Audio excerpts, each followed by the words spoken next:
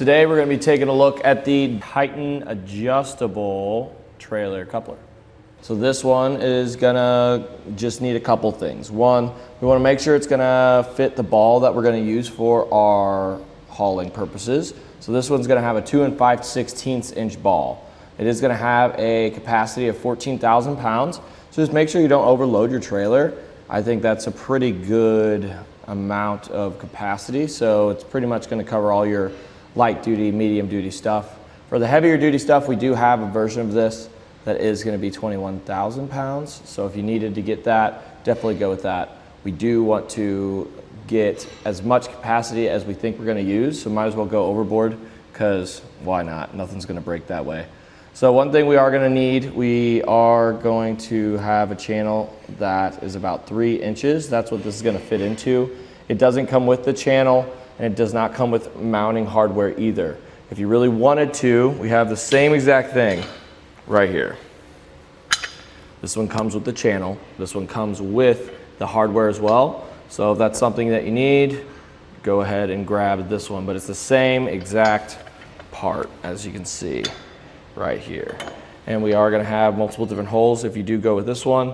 1, 2, 3, 4, 5, and 6. But notice on our trailer today, they are using the second and third from the bottom, but then the bottom ones, they're just using that for your safety chains. So if you don't have safety chains, you need them to stay legal and safe on the road. So definitely grab those if you don't have any already. Our latch is going to be extremely heavy duty. It's not going to be plastic or anything. And it does have a little ring for your finger. I don't have the biggest fingers in the world, but if I had gloves on, it would still fit in there. So with this one, it'll stay open, which is nice. So you just latch it up like that, lower your trailer down onto your ball mount, and then you can come back through and latch it into place. We are going to need a pin to go through here. So we have one today. It's not that big. So it really only needs to be a little less than 1 inch long, and the diameter just needs to be 5/16 of an inch. So this is a little long, but it still works. So if you have something that's a little long, it's just not going to look the best, but it gets the job done, which is what I'm really looking for.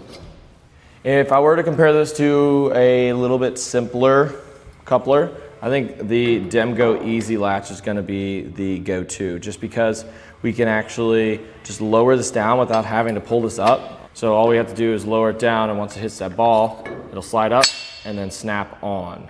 So that would be an upgrade. This isn't going to be as heavy duty. You can get one that'll be rated the same, but just the fact that we have a plastic little lever here, this won't last as long as the metal, in my opinion. But I do think this is going to be a great option for you. So let's go over some measurements. If you do go with this option, we're not going to have the mounting hardware included.